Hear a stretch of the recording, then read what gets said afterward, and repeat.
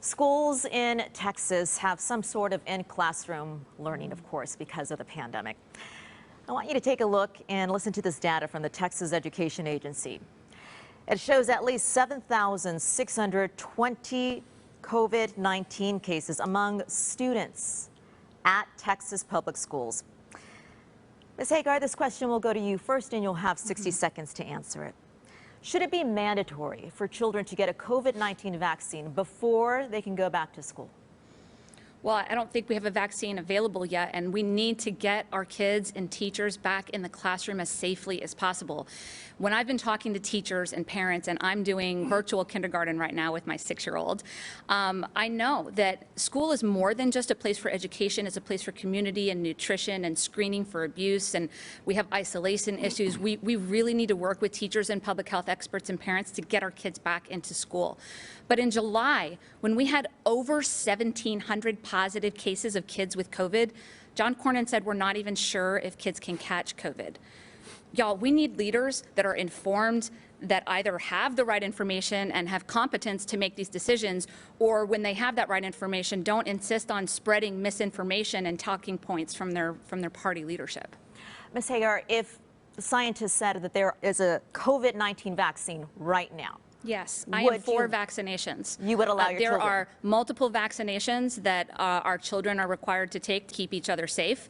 I'm actually not a huge fan of the government mandating things on your body, but especially when it comes to, we don't have the right to make other people sick and to put other people and their kids at risk. So yes, I support vaccinations. Okay, Senator Cornyn, just to repeat the question for you and for those at home as well. You have 60 seconds for this question, by the way. Should it be mandatory for children to get a COVID-19 vaccine before going back to school? Well, I don't believe a vaccine is available right now, and I do think it's important for our kids to go back to school, to safely return to school.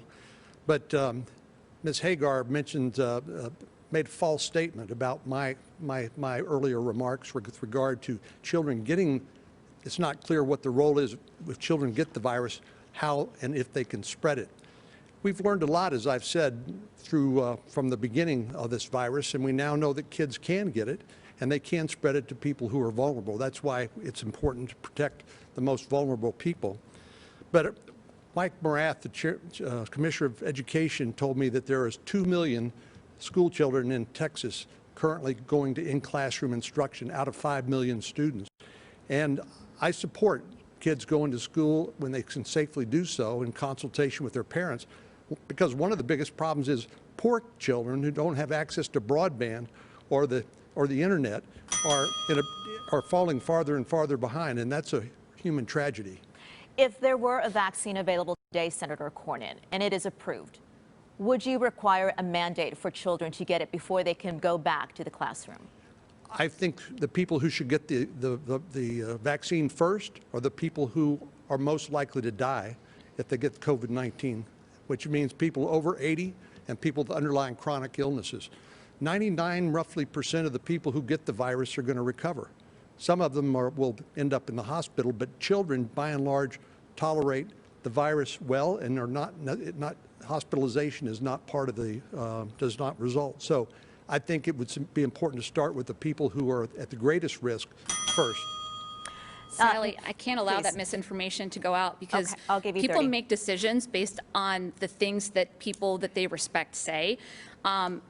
This absolutely does impact children, and they don't tolerate it well. We don't even know what the long-term implications are of this disease, but in March of this year, months before the statements, I mean, he's accusing me of making false statements, we saw in New York, I think it was 65 kids had inflammatory organ symptoms. I don't remember what the technical term of it was, but as a concerned parent, I was damn sure paying attention, and I'm very concerned about the impact of this disease on our children. Senator Cornyn, would you like to respond to that? I'll give you 30 seconds as well. Well, of course we're all concerned, but we have to look at the priorities. I mean, that's the reason why I think local control is important when it comes to children going back to school.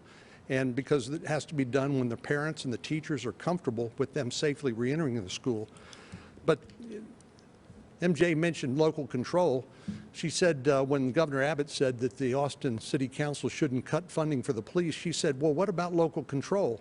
In other words, she tacitly agreed that defunding the police was okay. I don't She and I tacitly do couldn't be anything. more different in that regard. I do not agree with that. I didn't tacitly do anything. If And I anyone knows promise me, we'll get to that topic I'm not a coming very up. tacit person. Okay. We're going to keep on